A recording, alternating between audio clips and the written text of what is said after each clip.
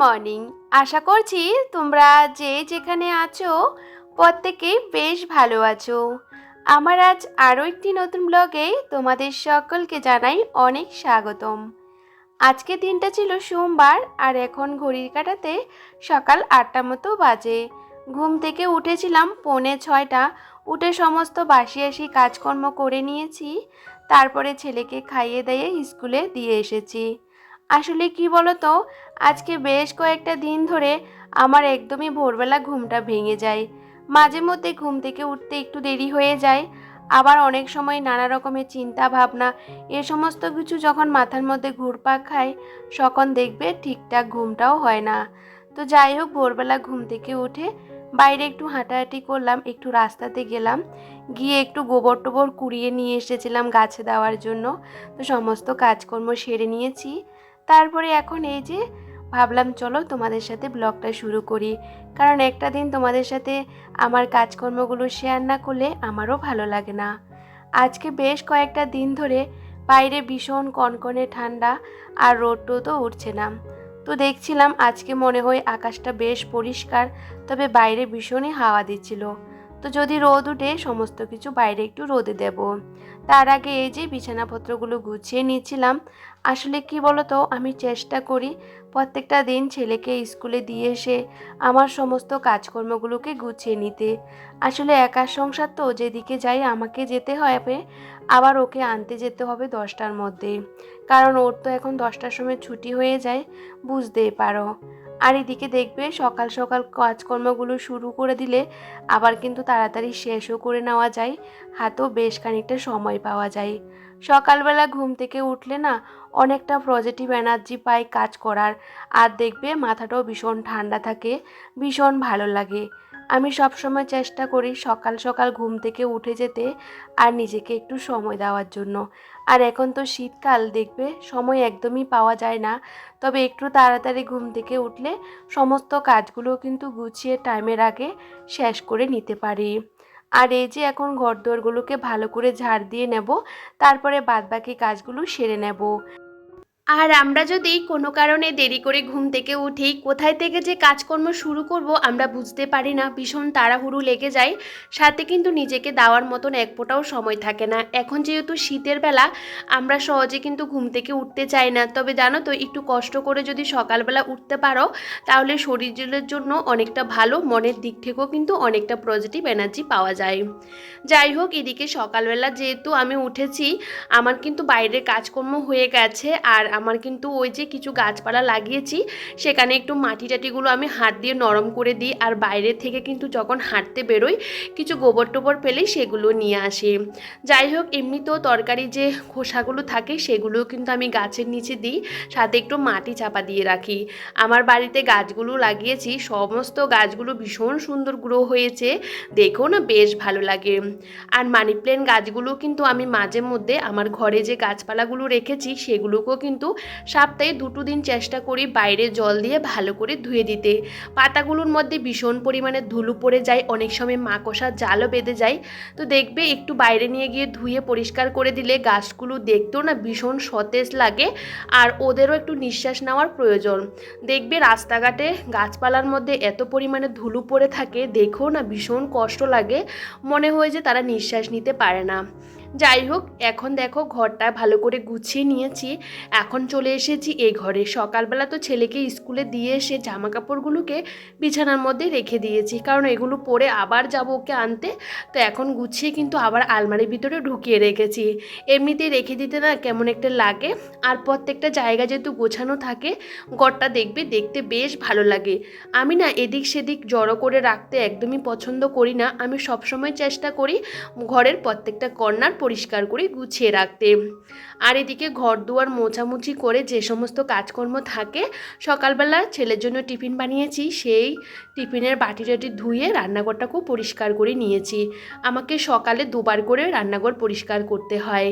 এখন কিন্তু চান করে চলে এসেছি, যাব পুজো করতে। আর সকালবেলা চান করতে না ভীষণ ঠান্ডা লাগে, তবে আমি শীত গরম সবসময় কিন্তু ঠান্ডা জল দিয়ে চান করি, আমি গরম জল দিয়ে চান করতে একদমই অভ্যস্ত নই, আর আমার ভালো লাগে না। তো যাই হোক, এখন দেখো মাথাটা ভালো করে আঁচড়ে নিয়েছি, ভীষণ পরিমাণে চুল উঠে জানো তো। আর কালকে কিন্তু মাথাটা শ্যাম্পু করেছিলাম, কিন্তু তেল দিতে পারিনি কারণ তেলটা না একদমই জমে রয়েছে।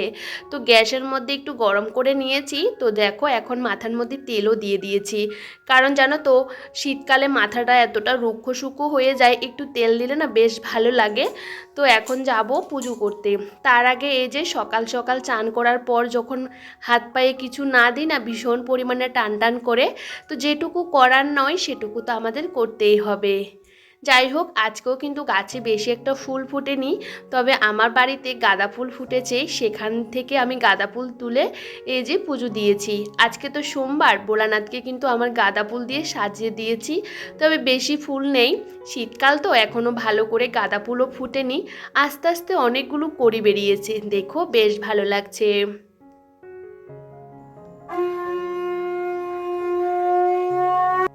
আর এখন কিন্তু ঘড়ির কাঁটাতে বাজে ওই যে 9টা 10-এর মতন, তার মধ্যে কিন্তু আমার সকালের পুজো টুজো হয়ে গেছে। দেখবে পুজোটা দিয়ে দিলে বেশ ভালো লাগে। আজকে কিন্তু সকাল থেকে দুবার কিন্তু গোপালকে খাবার দিয়ে দিয়েছি। আর অনেক সময় কি বলতো পুজো করতে দেরি হয়ে যায় দুপুরবেলা, এখন যেহেতু ছেলে সকালে স্কুলে চলে যায়, আমি কিন্তু ওকে আনার আগে এটুকু কাজ করে নিই। যাই হোক, ঘরটা কিন্তু অনেক আগেই শুকিয়ে গেছে, এখন কিন্তু কার্পেটগুলো পেতে দিয়েছি। যেহেতু বাইরে এখনও রোদ্দুর উঠেনি, রোদ্দুর উঠলে কিন্তু বাইরে দিতাম, তো ভাবলাম এগুলো আর দেবো না। তো এই যে হালকা হালকা রোদ্দুর উঠেছে, তো ভাবলাম গাছের মধ্যে একটু জল দিই আর কাঁথা কম্বল সমস্ত কিছু একটু বাইরে রোদ্দুরে দেবো, তারপরে যাব ছেলেকে আনতে। আসলে কি বলতো আজকে আমার 10টার আগে সমস্ত কাজকর্ম হয়ে গেছে, তো ভাবলাম চলো গাছের মধ্যে একটু জল দিয়ে দিই। সকালবেলা সমস্ত গাছের গোড়াগুলো হাত দিয়ে ওই যে মাটিগুলো নরম করে দিয়েছি। আর আমার গাছের মধ্যে আমি কিন্তু মানে কিছুই দিই না বলতে পারো, শুধু একমাত্র জলটা দিই আর মাটিগুলোকে মাঝে মধ্যে একটু নরম করে দিই, তাতে কিন্তু গাছগুলো ভীষণ পরিমাণে গ্রো হয়। আমার এই সাইডে কিন্তু ভীষণ রোদ্দুর পড়ে, তারপরেও গাছগুলো কিন্তু একদমই লাল হয়নি। যেহেতু আমি সবসময় একটু যত্ন করি, সেহেতু গাছগুলো একদমই সবুজ হয়ে রয়েছে। দেখো না বেশ ভালো লাগে। আমার আর ধনেপাতা টনেপাতা কিছুই কিনতে হয় না, তবে যেটুকু সবজিপাতি কিনতে হয় সেগুলো তো কিনতেই হবে। তবে আজকে যখন ছেলেকে স্কুল থেকে নিয়ে আসতে গেছিলাম, তো আমি সবজি বাজার করে নিয়ে এসেছি। আর এসেও ভীষণ খিদে পেয়ে গেছে, কারণ বাজার করতে করতে আমার 11টা বেজে গেছে। কারণ জানো তো ওকে নিয়ে বাজার করতে ভীষণই অসুবিধা হয়, যেতে যেতে 10টা বেজে গেছে স্কুলে, তারপরে বাজার করে আসতে তো একটু সময় লাগে। আর শীতকালে কিন্তু বাজারে কত ধরনের শাক সবজি পাওয়া যায়, ভীষণ ভালো লাগে। আর একটু তরতাজা যেটা দেখি না কেন সেটাই নিতে ইচ্ছে করে। আমি কিন্তু এখানে 1 সপ্তাহ বাজার করেছি। আমি সব সময় কিন্তু মাছটাও কিন্তু 1 সপ্তাহের জন্য কিনে রেখে দিই। তো যেহেতু মাছটা দুদিন আগে কিনেছি, এখনও ফ্রিজে রয়েছে, তো ভাবলাম সবজিটাই নিয়ে আসি। আর এই যে সবজিগুলো এখন গুছিয়ে জায়গাতে রেখে দেব। আমি সব সময় ফ্রিজের মধ্যে যেভাবে সবজিগুলোকে গুছিয়ে রাখি, একদমই নষ্ট হয় না, সপ্তাহের উপরে চলে যায়, ভীষণ তরতাজা থাকে। আমি সব সময় কিন্তু একটা কাপড় বিছিয়ে রাখি, তার মধ্যে কিন্তু সমস্ত কিছু প্লাস্টিকে ঢুকিয়ে ঢুকিয়ে সমস্ত সবজিগুলো রাখি। আসলে কি বলতো আমার কাছে বেশি কন্টেনার নেই, যে কয়েকটা কন্টেনার আছে সেগুলো ছোট। ওই যে বিরিয়ানি টিরিয়ানি এই সমস্ত কিছু নিয়ে আসতো বর, আগে যেহেতু অফিসে যেত, তো সেগুলো আছে, সেগুলোর মধ্যে এই সমস্ত কিছু একদমই ধরবে না, তো সেহেতু প্লাস্টিকের মধ্যে রাখি। আর এভাবে রাখলে কি বলতো সবজিগুলো কিন্তু ভীষণ তরতাজা থাকে। আর এখন যেহেতু শীতকাল, বেশি একটা ফ্রিজটাও চালাই না, তবে এভাবে রাখলে কিন্তু আমার অনেকটা সবজিগুলো সতেজ থাকে। আর এখন গুছিয়ে রেখে দিয়েছি, তবে এদিকে যাব রান্নাঘরে। তার আগে কিন্তু আমি ভাতটাও বসিয়ে দিয়েছি। সকালবেলায় এসে চাটা করে খেয়ে নিয়েছি, সকাল থেকে কিচ্ছু আমার খাওয়া হয় না, কাজকর্মের মধ্যে দিয়ে থাকি তো। আর একা মানুষ, নিজের জন্য সেরকম কিছু করতেও ইচ্ছে করে না। তো ভাবলাম চলো কালকের চিকেনের তরকারি আছে সেটাকে গরম করব, আর সাথে একটু বাঁধাকপির তরকারি করব। আর ছেলের জন্য মাছটা ভাজি করে নেব, কারণ ওকে কিন্তু মাছটা ভাজি করে আজকে খাওয়াবো, যেহেতু একা মানুষ বেশি কিছু রান্না করতেও ভালো লাগে না। যাই হোক, এদিকে দেখো ভাতটাও ফুটে গেছে, আর আমি কিন্তু বাঁধাকপিটাকে কেটে আগে একটু ভাপিয়ে নিয়েছি। আর এদিকে ভেবেছিলাম আগে ছেলের জন্য মাছ ভাজি করে নেব, তারপরে তরকারিটা রান্না করব। তারপরে ভাবলাম চলো, যেহেতু চিকেন রয়ে গেছে কালকের বেশ খানিকটা, সেটা গরম করে নিয়েছি, কারণ ও চিকেন খেতে ভীষণই ভালোবাসে। তো সেহেতু আর মাছটা ভাজি করলাম না, কারণ কি বলতো, ও ভাজি করলে সেটা আমাকেই খেতে হবে। সেজন্য আজকে শুধু বাঁধাকপির তরকারিটাই রান্না করব। আসলে কি বলতো, একা মানুষ তো, চাইলে না অনেক কিছু রান্না বান্না করলে সেটা রয়ে যায়। তো যাই হোক, আজকে কিন্তু এই যে বাঁধাকপিটা এভাবেই রান্না করেছি, একটু বেশি করে ধনেপাতা আর লাস্টে একটু ঘি দিয়ে দিয়েছি। ভেবেছিলাম একটু বাদাম টাদাম দেবো, কিন্তু আমার ছেলে আবার খেতে চায় না। আর চাইলে না একটু স্পাইসি করে রান্না আমি করতে পারি না, কারণ ছেলের জন্য সবসময় কিন্তু আমাকে সাদা মাটা করে রান্নাটা করতে হয়। তবে বাঁধাকপি আমার যেভাবেই রান্না করি না কেন, খেতে আমার বেশ ভালো লাগে। এই যে আমার বাঁধাকপির তরকারিও হয়ে গেছে, রান্না করতে বেশিক্ষণ সময় লাগে না। আর এদিকে চিকেনের তরকারিটা ভালো করে গরম করেও সুন্দর করে গুছিয়ে রেখেছি। রান্নাবান্না হয়ে যায় আমার, তারপরও অনেক কাজকর্ম থেকে যায়, যেরকম রান্নাঘর পরিষ্কার করা, বাসন ধোয়া। আর সকালে যেহেতু ছেলেকে স্কুল থেকে বাড়ি নিয়ে আসার পর ভীষণ দুষ্টুমি করে, একা একা খেলাধুলা করে, অনেকটা বাড়ি কিন্তু ওই যে সমস্ত কিছু এলোমেলো করে নেই, সেগুলোও গোছাতে হয়। এগুলো আমার প্রত্যেক দিনের কাজ, এগুলো কিন্তু আমাকে করতে হয়।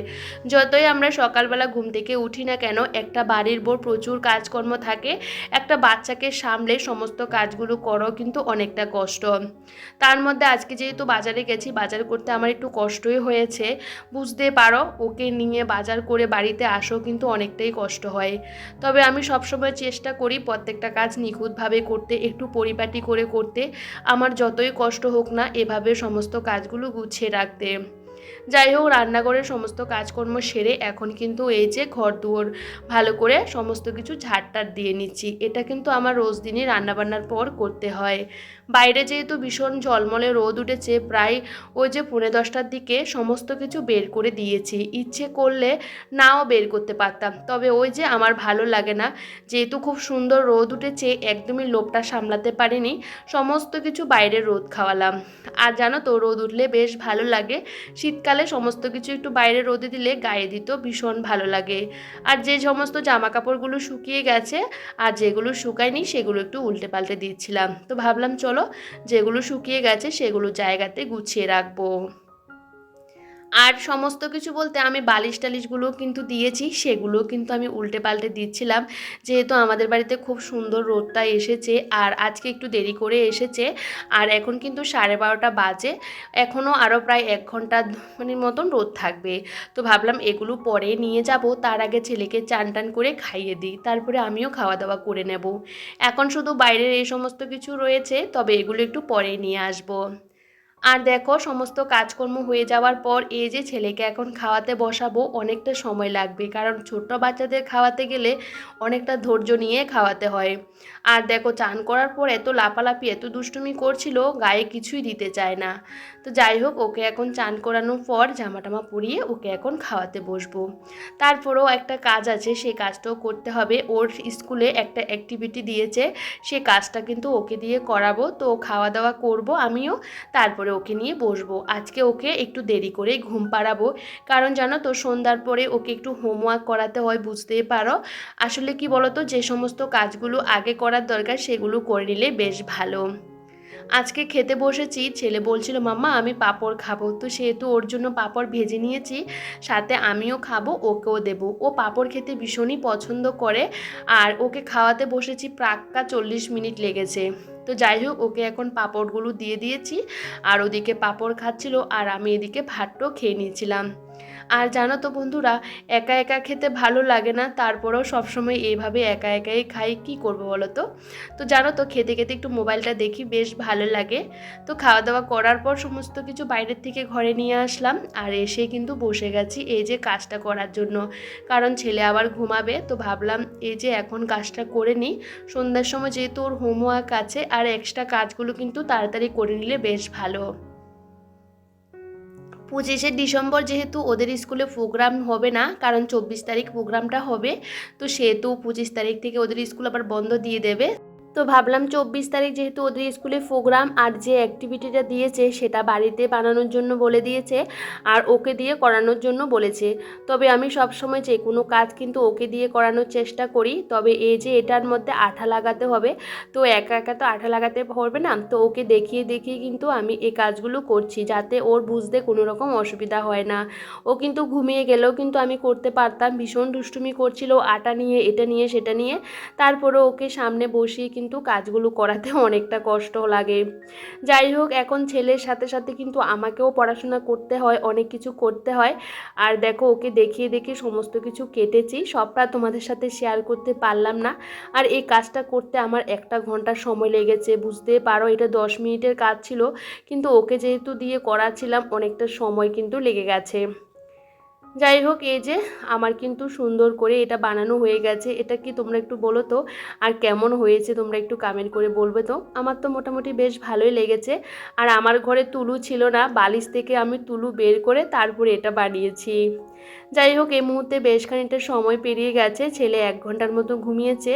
তারপরে আজকে দুপুরবেলা অনেকটা বাঁধাকপি রান্না করেছিলাম, তো ভাবলাম আমি একা মানুষ, তো একটু বাঁধাকপি দিয়ে একটু সিঙ্গারা বানিয়ে নিই। তবে আমি তো বানাতে পারি না, তবে 5টা আমি ট্রাই করলাম। তবে অনেক আগে বানিয়েছিলাম, বেশ অনেকটা বছর হয়ে গেছে আর বানানো হয় না, তো শেপটাও আমি ভুলে গেছিলাম আর মোবাইলের মধ্যে দেখাও হলো না। তবে আমার মতন করে বানিয়ে নিয়েছি সিঙ্গারাগুলো, কেমন হয়েছে তোমরা একটু বলবে। যেহেতু ছেলে সবজি খেতে চায় না, তো এভাবে বুদ্ধি করে কিন্তু আমাকে ওকে খাওয়াতে হয়। আর সত্যি কথা বলতে এগুলো খেতে কিন্তু বেশ ভালো হয়েছে, আমার ছেলেও কিন্তু খুব ভালো করে খেয়েছিল। তবে যাই হোক বন্ধুরা, আজকে ব্লগটা এখানেই শেষ করছি। সবাই ভীষণ ভালো থেকো, সুস্থ থেকো সবাই পরিবারকে নিয়ে। তাহলে আজ আসি বন্ধুরা, সবাইকে টাটা।